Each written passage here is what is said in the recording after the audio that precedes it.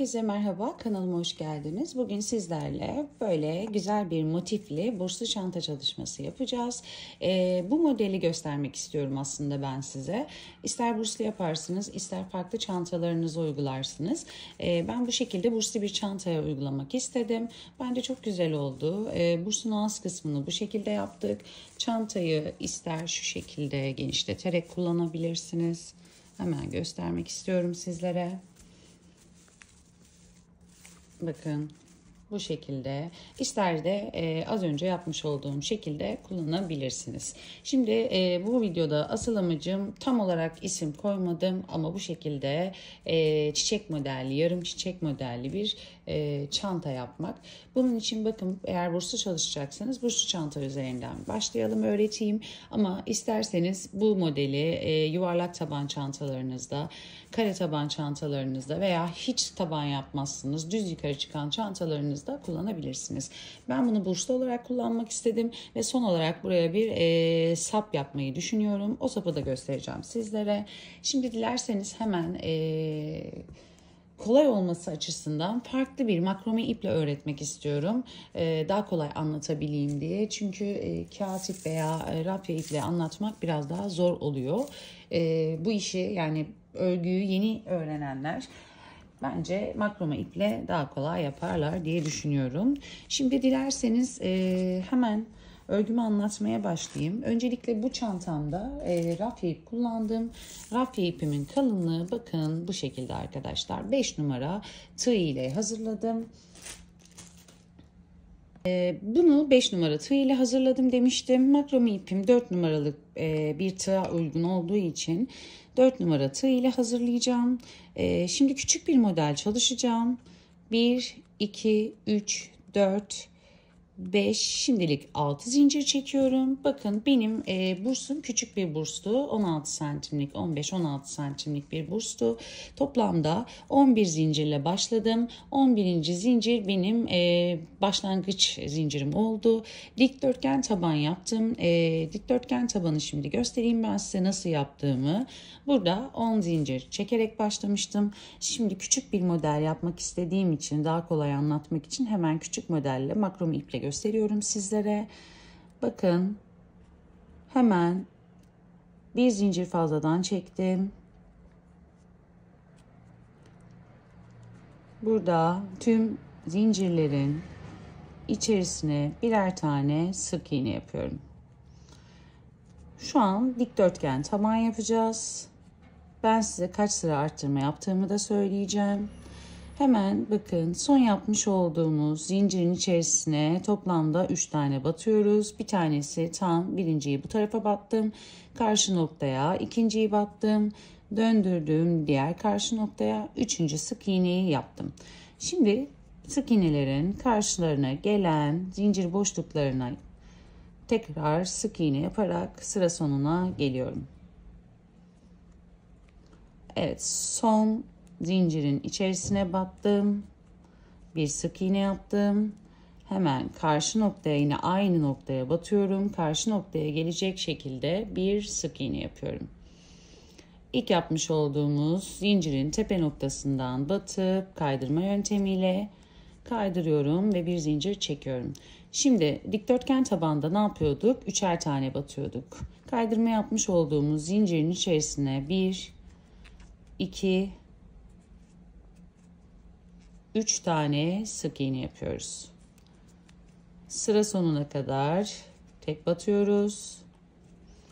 3 tane batmış olduğumuz zincir vardı. Bakın oraya geldik. 1, 2, 3. İlkine 1, 2 ve 3 tane batıyorum. Tam karşı noktaya gelene ikinciye bir tane batıyorum. Hemen yanındaki diğer köşedekine 1, 2, 3 tane batıyoruz. Sıra sonuna kadar tek devam ediyorum. Geldik sıra sonuna. 1, 2, 3 battım. tam karşı noktaya gelen sık iğnenin bakın burada tepesine bir batıyoruz. Yani dikdörtgen tabanda biliyorsunuz, bildiğinizi düşünüyorum. Köşelere 3, ortaya tek batıyoruz. Bakın yavaş yavaş dikdörtgen tabanım oluşmaya başlıyor. İlkine tek 1, 2, 3 tane batmıştık. Hemen ilkine tek, 3'ün ikincisine yani her zaman 3 battığımızın ortasındakine 3 batıyoruz. Daha sonra 3 tane batmış olduğumuz yere kadar tek devam ediyoruz.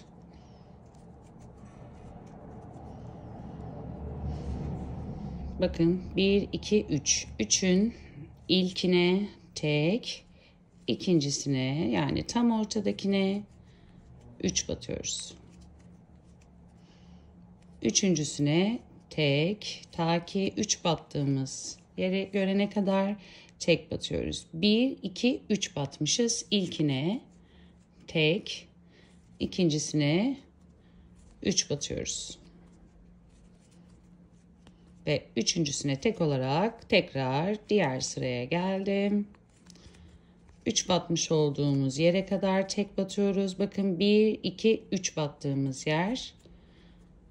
İlkine tek, ikincisine 1, 2, 3 tane sık iğne yapıyoruz. Üçüncüsüne tek, buradaki sık iğneye de tek batıyoruz ve kaydırma yöntemiyle kaydırarak örgümüzü kapatıyoruz.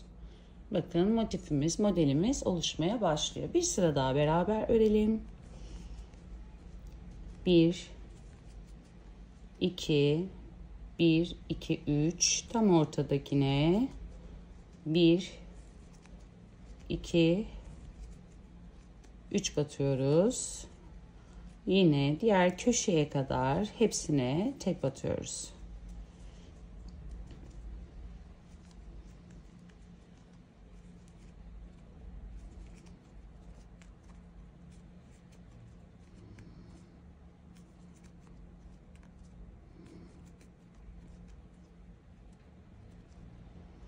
Köşeye geldik. 1, 2, 3. Devam ediyoruz.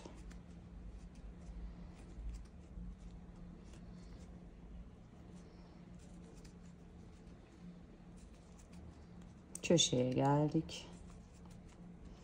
1, 2 ve 3. Devam ediyorum.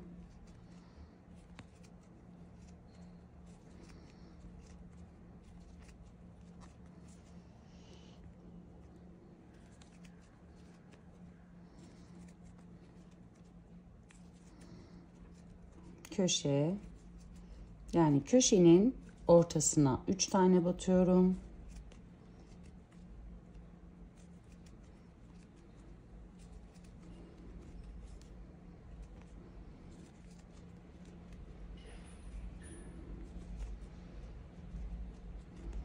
Ve kapama yaptım. Bakın şimdi yavaş yavaş benim dikdörtgen modelim oluştu. Bu bir örnek arkadaşlar. Benim amacım sadece size şunu göstermek. Ne demiştim? 10 tane zincir çektim. Bir tane zincir fazladan çektim. İlk sık iğnemi yapmak için 10 zincirle başladım. Toplamda kaç sıra artırma yapmışım? Hemen sizlere söylüyorum. 1, 2, 3, 4, 5, 6, 7. Toplamda 7 sıra artırma yapmışım. 10 zincirle başladım. İlk sıramı böyle aynı bu şekilde ördüm.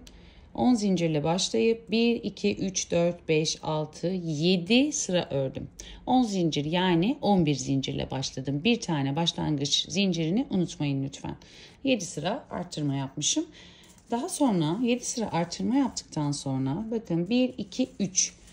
3 sıra toplamda burada benim artırma yaptığım yer 1,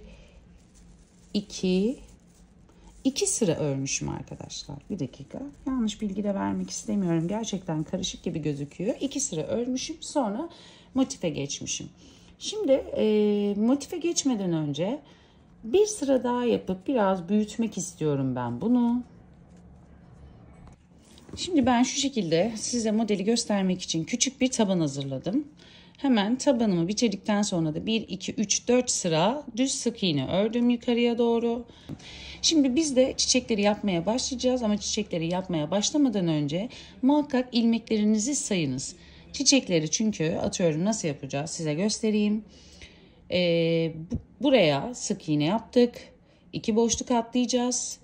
Üçüncüye çiçek yapacağız. 2 boşluk atlayacağız. Üçüncüye sık iğne. 2 boşluk atlayacağız. Üçüncüye çiçek. 2 boşluk atlayıp sık iğne. 2 boşluk çiçek. 2 boşluk üçüncüye sık iğne. 2 boşluk üçüncüye çiçek diye devam edecek. Aralarda son birleştirme noktasında fazla ilmek kalmasın diye eşit olması için muhakkak arttırmadan önce, daha doğrusu bu sıraya çıkmadan önce arttırma yaptıktan sonra bunu sayın. Arada 3 veya 4 kalıyorsa bir sıra daha arttırma yapın, tekrar sayın. Bu çok önemli. Eşit olabilmesi için muhakkak ilmeklerinizi sayın. Aralarda hep 2 boşluk olacak. Üçüncüye batacağız. 2 boşluk olacak. Üçüncüye batacağız. Şimdi bu noktada hemen bir zincir çekip ipimi sıkılıyorum. Örgümüzü böyle dışarıdan örmeyeceğiz, çiçeklerimizi döndürüyoruz. İç kısımdan dışarıya doğru öreceğiz. Bakın tabanımın içi dışarıya doğru öreceğiz. Şimdi ben burada batacağım yeri çiçeklerin eşit gelebilmesi için bakın şöyle hesapladım. Bakın arttırma yapmış olduğumuz yerler vardı bizim. 3 batmıştık, 3 batmıştık. Ortaya bakıyorum. Artırma yapmadığımızı sayıyorum. 1, 2, 3. 3'ün tam ortadaki yani ikincisinden tam orta kısım oluyor bu benim tabanımın. Yukarıya doğru yürüyorum ve benim buraya çiçek yapmam gerekiyor. Tam ortada bir çiçeğim olsun diye. Yani ne yapıyorduk? Buraya çiçek yapacağım. Çiçek yapmakla başlamayacağım. 2 atlıyorum. Üçüncüye hemen döndürüyorum. Buradan başlayacağım. Yaparken sadece dış kanatlara batıyoruz. Hepsine birden batmıyoruz. Bir sık iğne yapıyorum. İpimiz burada kalsın. İçeride daha sonra onu yürüteceğiz. 2 atlıyorum. İç kanada batacağım. 6 tane ikili trabzan yapıyoruz. Sadece iç kanada batıyorum bakın. Hepsine birden batmadık. 4 5 6 1 2 atlıyoruz. Üçüncünün iç kanadına sık iğne. 1 2 atlıyoruz. Üçüncünün tek kanadına batıyoruz. Hepsini almıyoruz. 6 tane ikili trabzan yapıyorum.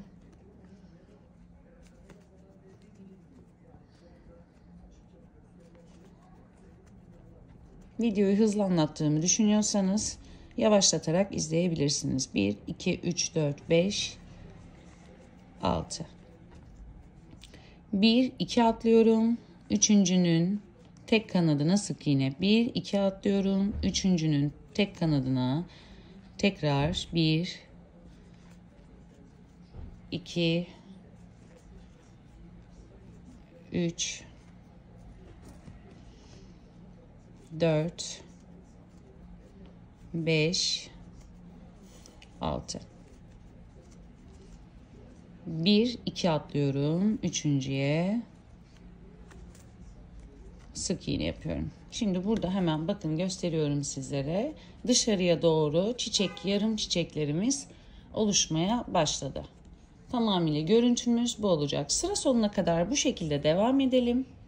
Bakın bu noktada sıra sonuna kadar geldim. Sıra sonuna geldiğimde ipimi kesiyorum. Ve bırakıyorum. Bunları sonra birleştireceğim. Bakın örgümü düz çeviriyorum. Bu benim çantam. Şimdi çiçeklerimizi birazcık şu şekilde elimizle, kağıt ipte biraz daha sert oluyor. Makromede daha yumuşak. İçeriye doğru alalım. Bakın şu şekilde oluşmaya başladı. Böyle yaptığım için biraz sayılı olduğu için bakın eşit oldu çiçekler. Muhakkak nereye ne batacağınızı hesap ederek yapınız. Şimdi hemen geliyorum üst kısma. Tekrar bir zincir yapıyorum. Herhangi bir noktadan başlayabilirsiniz. Herhangi bir noktaya batıyorum. Bakın burada zaten 2 boşluk olan sık iğneyi gördüm. Battım ve bir sık iğne yaptım. Burada tek kanadına batmıştık, sık iğne yapmıştık. Öteki tek kanadına batıp sık iğne yapıyoruz. Bakın burası benim kaydırma noktamdı. Burada hemen sık iğnenin tepesini görüyorum ve sık iğne yapıyorum. Burada hemen ikinci boşluk sık iğne. Burada tek kanadını görüyoruz. Çiçekleri yaptığımız. Tam ortaya tek kanada batarak sık iğne yapıyoruz. Devam edelim. Sık iğnelerin tepe boşluklarına sık iğne yaparak. Tek kanatlı yerlere de muhakkak batmayı unutmayalım. Sık iğnenin tepesine sık iğne. Tek kanat, bakın çiçek yapmıştık. Tek kanadına batıp sık iğne. Burada arada boşluk bıraktığımız sık iğneler. Tek kanat. Boşluktaki sık iğneler. Bu şekilde tüm sık iğnelerin tepe boşluklarına batarak sık iğne yapacağız. Yine bu çantayı örnek alırsanız eğer, çantaların aralarında 1, 2, 3, 4, 5 tane, yani 5 sıra boşluklar bıraktım. Her 5. sırada bir çiçek yaptım. Siz de isterseniz o şekilde yapabilirsiniz. Burada herhangi bir farklı bir işlem yok.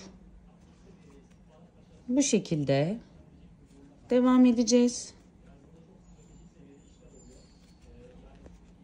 Sık iğne yaparak 5 sıra, bu benim 1. sıram oluyor çiçekten sonra.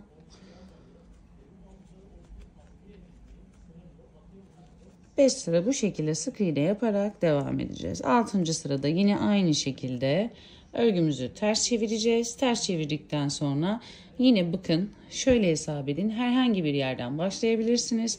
Ama muhakkak bu şekilde hesaplayın. Bakın sık iğne ile başlayacaksınız.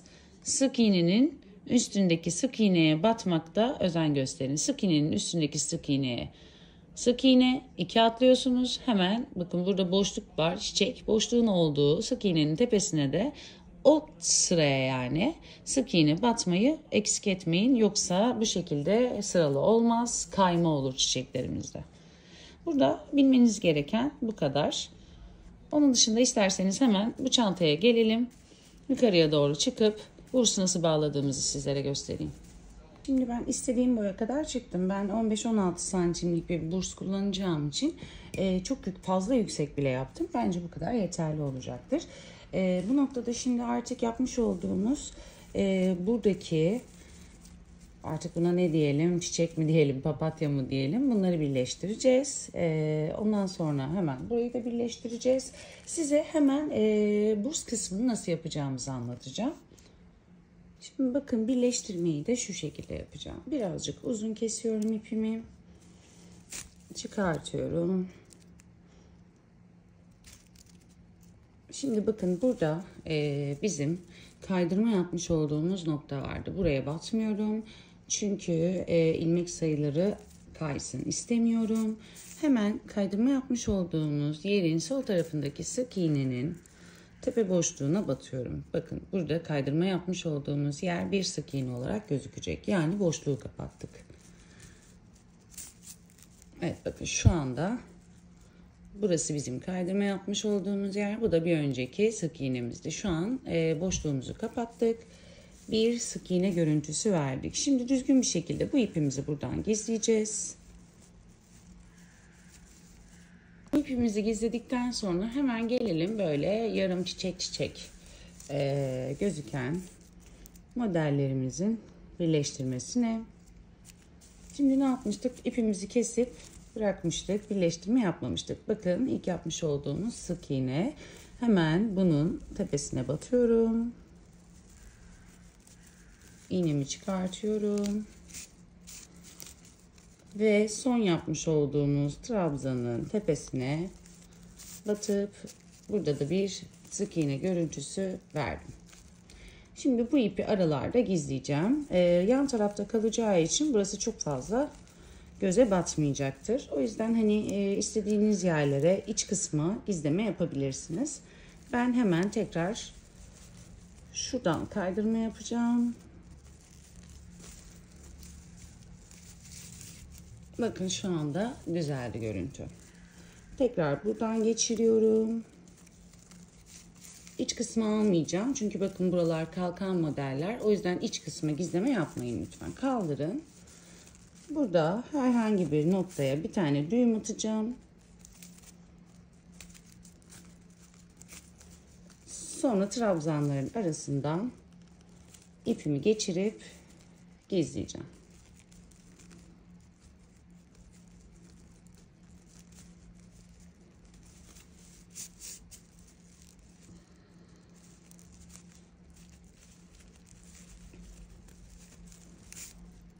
Evet, benim için bu kadar yeterli.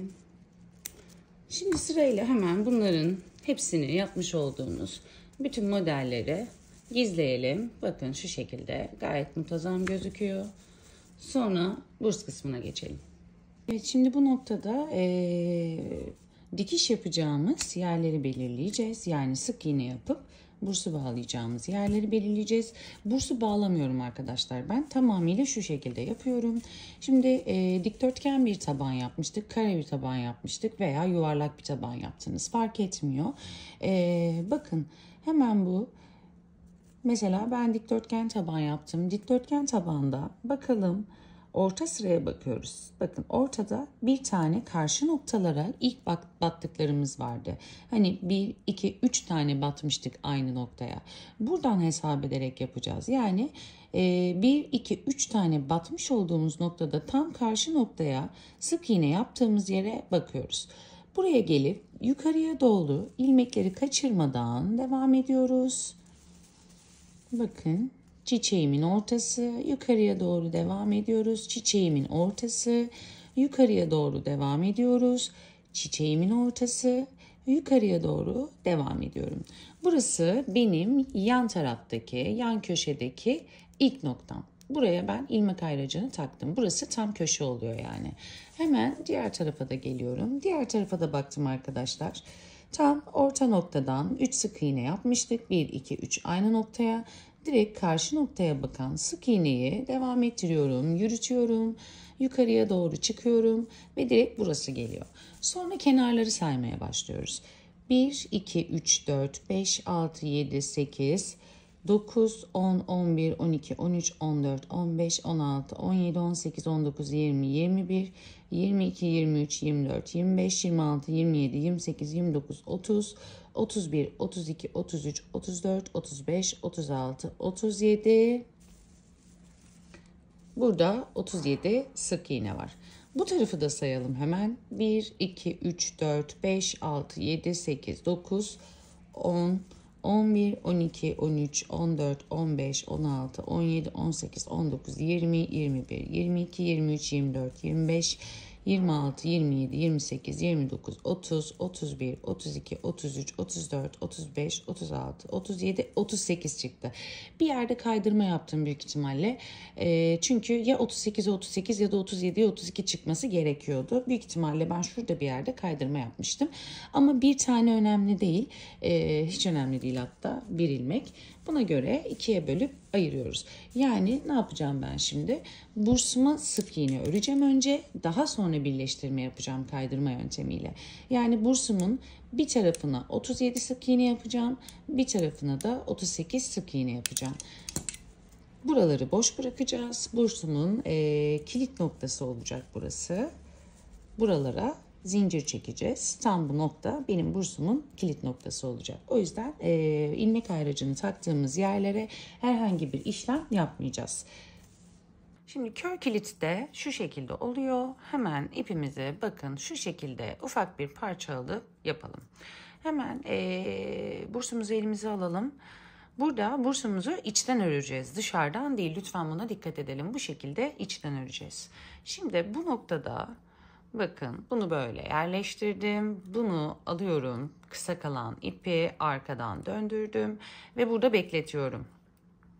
Şimdi bu noktada tam bakın buraya tığımı yerleştiriyorum. Arkadan döndürdüm. Bakın şimdi bu ipimi arkadan döndürüyorum.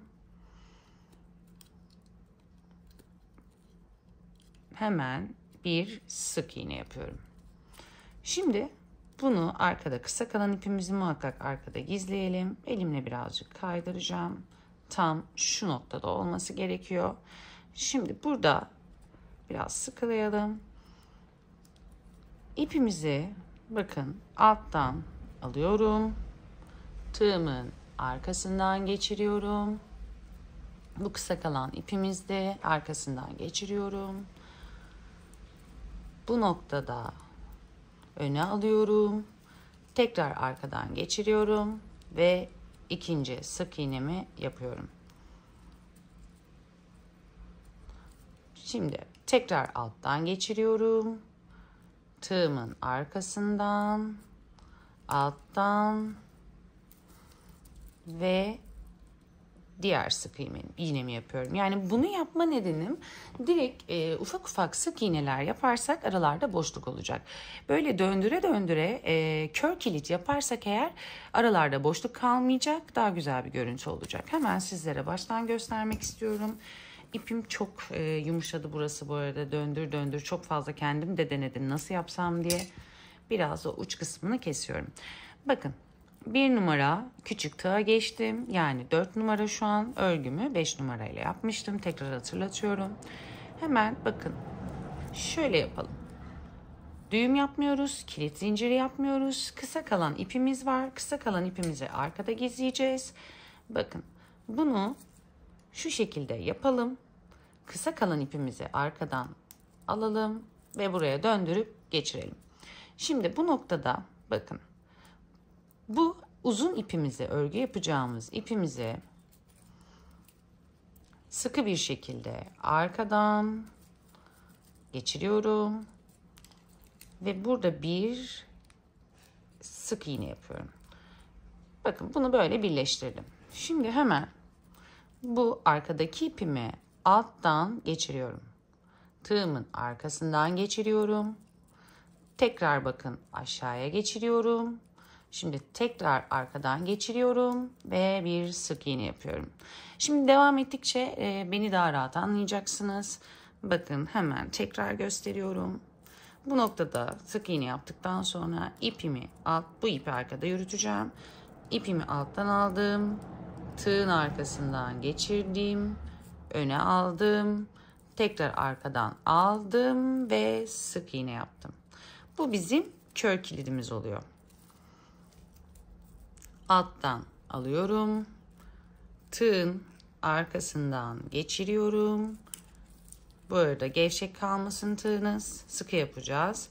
Tekrar arkadan geçiriyorum. Elime alıp bir sık iğne yapıyorum. Alttan geçiriyorum. Tığımın arkasından döndürüyorum.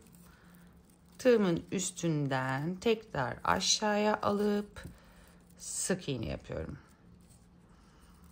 Alttan aldım, tığımın arkasından geçirdim, tığımın önünden döndürdüm, tekrar arkaya aldım ve bir sık iğne yaptım. Alttan aldım, tığımın arkasından geçirdim, tığımın önünden aldım, arkaya çıkarttım ve bir sık iğne yapıyorum. Oldukça basit aslında, zor gibi gözüküyor. Ben de ilk başta biraz nasıl yapsam diye denemeler yaptım kendimce. Ama inanın bu şekilde yaptığınızda daha güzel bir görüntü oluyor. Alttan alıyorum, tığımın arkasından geçirip, bol yapmayın bu arada. Tığınızın önüne geçtikten sonra hemen ayarını bursunuzun kalınlığına göre düzeltin. Alttan aldım, aradan geçirdim, tığımın üstünden aşağıdan arkaya aldım, düzenledim ve bir sık iğne yaptım. Alttan aldım, tığımın üzerinden geçirdim, arka tarafa döndürdüm ve bir sık iğne yaptım. Bakın bu şekilde oldukça muntazam ve güzel gözüküyor. Devam ediyorum.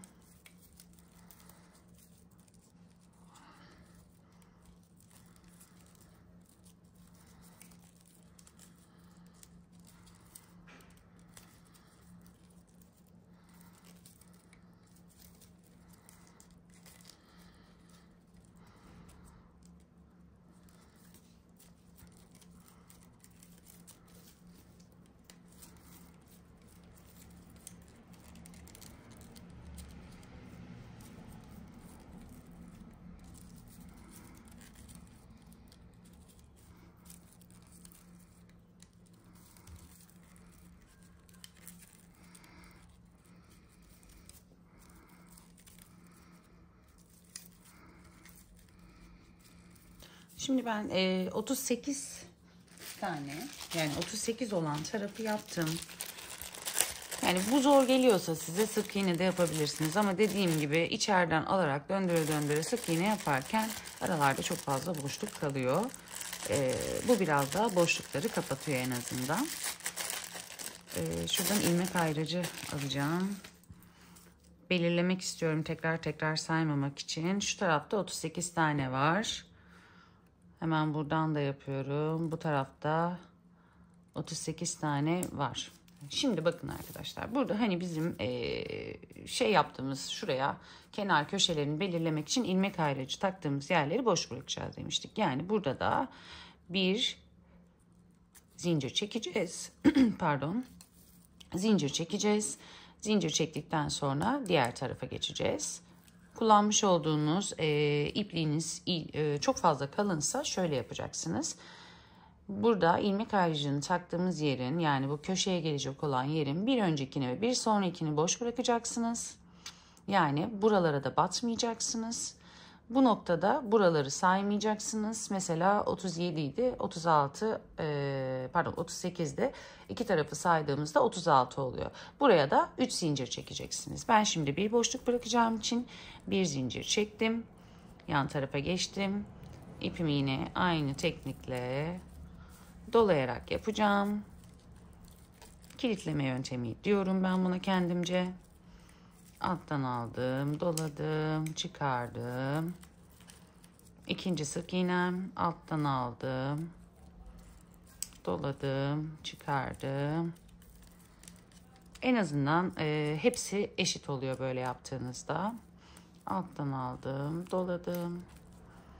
Elimle de bakın ayarlıyorum zaten. Alttan aldım, doladım. Evet, bu şekilde sıra sonuna kadar şimdi 37 tane yapıyorum ve geliyorum. Evet, bakın şimdi 37 tane bu tarafa da hazırladım. Burası 38 yaptığım yerdi.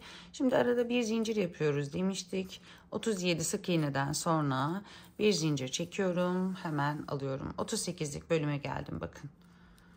Çıkarıyorum ilmek ayracımı. Burası benim 38'lik bölümümdü. Şimdi birleştirmeye başlıyorum. Birleştirmeyi şu şekilde yapacağız arkadaşlar. Bakın ilk sık iğnemin, yani burada bursta olanın iç kanadına batıyoruz arkadaşlar. İç kanadına. Bu arada tığımı değiştirmedim. Birleştirmeyi de 4 numara tığ ile yapıyorum. İç kanada batıyorum. Hemen çantamı elime alıyorum. İlmek ayracının yanındaki, burası ilmek ayracı boşluk bırakacağımız yer, yanındaki sık iğnenin dış kanadına batıyorum. Hemen bir ilmek çıkartıyorum ve kaydırma yapıyorum. Şimdi geliyoruz burs kısmına. Burs kısmında iç kanada batıyoruz arkadaşlar. Örgümüzde, çantamızda dış kanada batıyorum, ilmek çıkartıyorum ve bir kaydırma yapıyorum. Çok sıkı yapmayalım, çok gevşek de yapmayalım. İç kanat, dış kanat, kaydırma. Bursta iç kanada batıyorum, çantada dış kanada batıyorum. Kaydırma yaparak. Sıkı yaptıklarımız biraz zor oluyor ama eminim güzel olacak. Çünkü bursun başını birleştirmesini bu şekilde yaptığınızda inanılmaz güzel duruyor. İç kanat, Pardon, burada iç kanada batmışım. Siz de bunlara dikkat edin. Ben yapıyorsam herkes yapabilir. Çantada dış kanat, iç kanat, çantada dış kanat. Bu şekilde birleştirmemizi yapacağız. Tüm sık iğnelerin tepe noktası karşı sık iğnelerin tepe noktasıyla bu sebeple eşit olmak zorunda. Muhakkak sayarak yapınız. İlmek saymadan başlarsanız çok kötü olur. Direkt sökmek zorunda kalırsınız. Bilginiz olsun. İç kanat, dış kanat. Sıra sonuna kadar bu şekilde devam edelim. Anladığınızı düşünüyorum. Şimdi sıra sonuna kadar ta ki şu ilmek ayracının olduğu yere kadar bu şekilde birleştirmeleri yapalım. Bakın şimdi son sık iğne tepemi de yaptım. Zincir kısmına geldim. Gayet muntazam oldu, görüyorsunuz. Bunlar bu şekilde kalacak arkadaşlar. Görüntü böyle olacak. Yani dışarıdan hiçbir şekilde burs ilmeği gözükmeyecek. Şimdi bakın hemen gelelim zincir yaptığımız noktaya. Burada zincirin yine iç kanadına batıyoruz. Burada zincir noktası olan ilmek ayracımızı çıkarıyoruz. Ve hemen zinciri de birleştiriyoruz. Dış kanadına batıyorum. Zincirin olduğu yer ve kaydırma. Oldukça basit oldu. Gelelim hemen diğer kısma. Pardon, iç kanat, dış kanat. Kaydırma yapmaya devam ediyoruz. İç kanat ve dış kanat. İç, dış. Şimdi daha önce burs yapmış olanlar vardır aranızda. Bana diyecekler ki burayı da yaptınız, nasıl kapanacak? Ben de bilmiyorum. Hepimize sürpriz olacak. Ama genelde benim diğer yapmış olduğum çantalarda da demir gözükmesin diye çok sıkı sıkı sardığım için bazen hafif bir boşluk oluyordu. Onu da buhar vererek ben inceltiyorum. O şekilde kapanıyor. Eğer sizin de öyle olursa, yine eğer şayet benimkinin de bursum da öyle olursa ütü yardımıyla buhar vereceğim ve o zaman kapanacak arkadaşlar.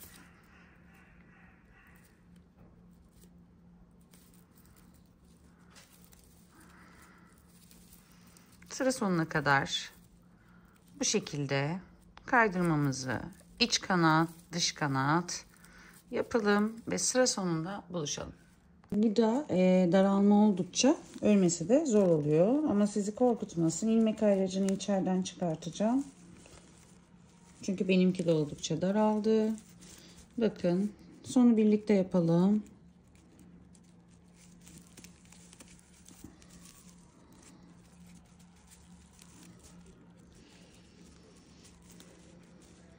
Son sık iğnem. Ve bakın, kaydırma noktam kaldı bir tek. Muhakkak kaydırma noktasına da batıyorum.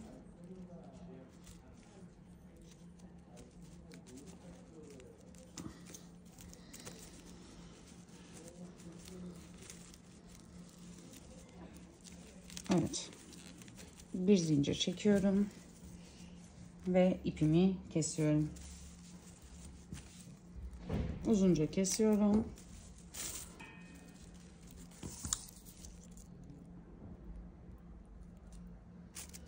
Bakalım bombe yapacak mı? Aradan geçiriyorum. İç kısma çekiyorum şimdi ipimi. Hayır, yapmadı. Dış kısmı. İçten şöyle hafif bir birleştirme yapıyorum. Siz isterseniz bursa geçmeden önce astarlama da yapabilirsiniz. Ben astarlamayı kendim yapamıyorum. O yüzden çantalarımın çoğunda astarlama kullanmıyorum. Çünkü dikiş yapma konusunda maalesef usta değilim. İç kısımdan ipimi gizliyorum.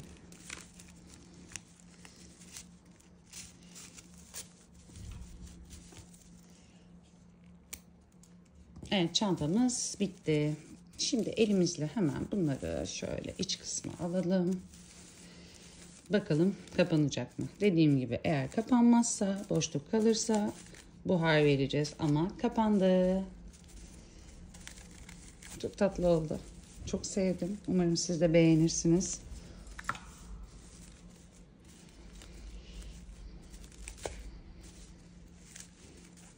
Birazcık ütü vuracağım. İpim çok sert çünkü. Çantam bitti. Elimle birkaç tane şekil deniyorum şu anda. Genelde bunu siz de yapıyorsunuzdur muhakkak. Çünkü bursta ipinizi nasıl ayarlarsanız bakın şekil öyle oluyor. Şurayı ayarlayamadım. Bakın mesela şöyle diyelim, burayı düz yaptım. Bu kısımları içe aldım. Kapattığımda görüntü böyle oluyor. İster böyle kullanırsınız. Tam içeri alamamışım. Eşit şekilde bunları aldığımızda. İster böyle kullanırsınız. Ben bunu eğer bu şekilde kullanırsam şuraya tam uç kısmı bir çanta askısı yaparım. Ya da direkt hepsini ben dışarı çıkartayım şöyle. Bunların hepsini içeriye alayım. Yani içeriye almaktan kastım arkadaşlar. Şu şekilde döndüreceksiniz. Evet. Yani çantanızın nasıl durmasını istiyorsanız kendiniz ayarlayacaksınız bunu. Şimdi kapatıyorum. Bakın bu şekilde de böyle duruyor. Bunların kalkmasına aldanmayın. Henüz hiç ütü vurmadım. Buhar basmadım. Çantanın tamamıyla ham halidir. Bakın kutu gibi oldu. Gördünüz mü ne kadar tatlı. İsterseniz böyle kullanırsınız. İçerisine bir şey koyduğunuzda zaten bakın çantanız biraz ağırlık olacak. Ya da kanvas koyarsınız. Hiç bu görüntü olmaz. Bakın ya böyle kullanırsınız ya da az önce yapmış olduğum gibi. Ama ben birazcık şu kıvrımların içeride olmasını istediğim için sanırım böyle kullanacağım bu çantayı. Burasını açıkta bırakacağım. Burayı olabildiğince eşit bir şekilde içeriye alacağım. Evet. Bakın. Hatta şu iki kısma birazcık şekil vereyim. Askılı bir şekilde kullanmayı planlıyorum. Umarım beğenmişsinizdir çanta modelini. Beğendiyseniz lütfen benim için beğen butonuna basıp abone değilseniz sayfama abone olmayı unutmayın. Bir sonraki videoda görüşmek üzere. Şimdilik hoşça kalın.